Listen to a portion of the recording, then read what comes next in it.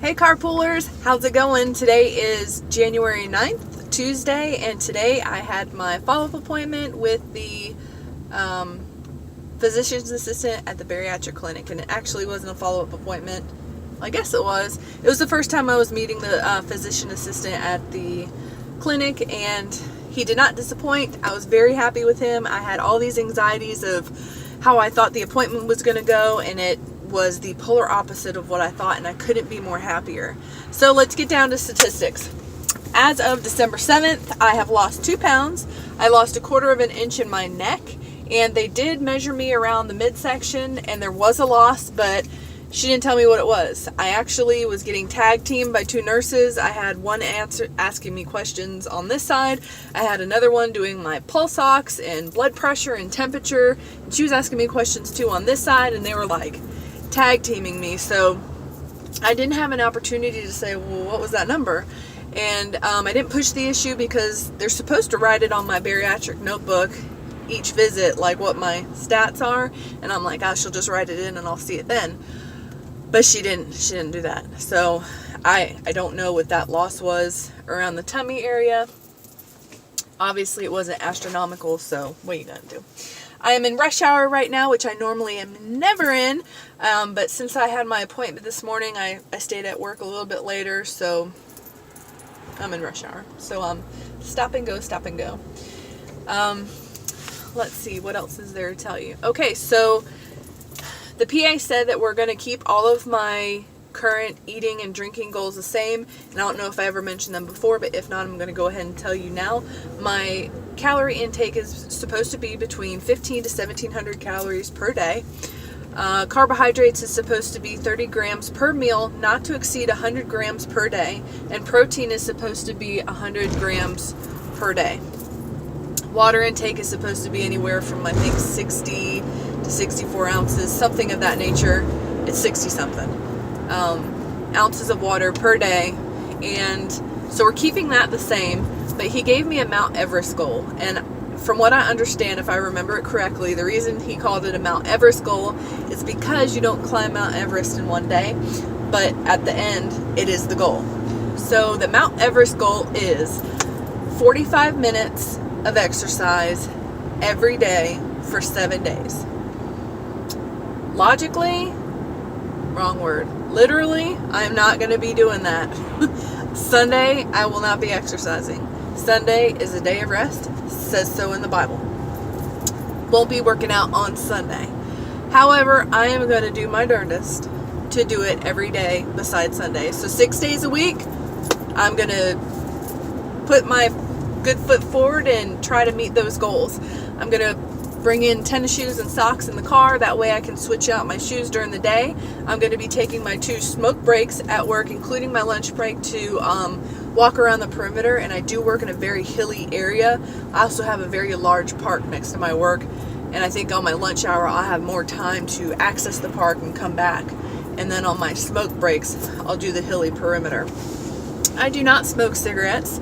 However, cigarette smokers get 2 15-minute smoke breaks a day, and I shouldn't be penalized because I don't smoke cigarettes. I need a smoke break too. So my smoke break will consist of walking them hills. So I'm excited about this, and let me tell you why these goals are so important. The PA told me that if I keep my calories where they're supposed to be, I keep my carbs where they're supposed to be, I try to meet those protein goals, and I get my water goals met, when I see him again on March 13th, he will be giving me a referral to the bariatric surgeon instead of in July, which is amazing. But I have to put forth the work, and I'm ready to do it. I still need to log my food and my water intake, which obviously these past couple weeks, I know how that's supposed to go. So there's a lot of work to be done. There's a lot of planning to be done. And that's, honestly, guys, that's where I fall short every time, is the plan. And you can't succeed without a plan. You can, but it's not going to be, you can't expect to succeed every time if you just fly by the seat of your pants. And I have the tendency to do that. Just fly by my seat of the pants with everything. It normally works out, but on certain things like this, it normally flops. So I have to be intentional and start making a plan. Meal planning, packing my bag before I go to bed at night, that is huge. Because in the morning, it takes me so much just to clear my head and get together and get out the door, that it takes out so much time if I just pack my bag and have a plan the night before. So it's going to be a huge goal for me. Obviously, sleeping, my sleeping has always been an issue. I have to get more sleep. It's hard because you want that time to just dial down once you get home and relax with your honey on the couch and watch some Netflix or something. And it's hard, especially when you get roped into a good series, you know what I'm saying? Anyway, so those are my goals. March 13th, I mean, I don't have any plans. I'm not trying to hurry up and do this thing. Obviously, the sooner the better, but if I could get it done by March 13th or get the referral in at least, hey, you know, that's awesome. And plus, I'm putting goals into motion. I'm putting things into motion here. I'm just so excited about the whole thing, and I know I can meet this goal, and I'm hyped. I'm ready. I'm excited. I'm wanting to just get out there and do it.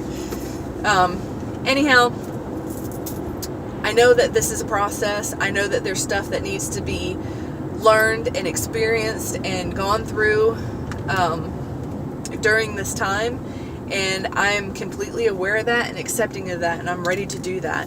So obviously, if I don't get to have it, you know, even though the referral goes in March, if I meet all the goals, that doesn't mean I'm going to have surgery before July. That just means my referral goes in before July.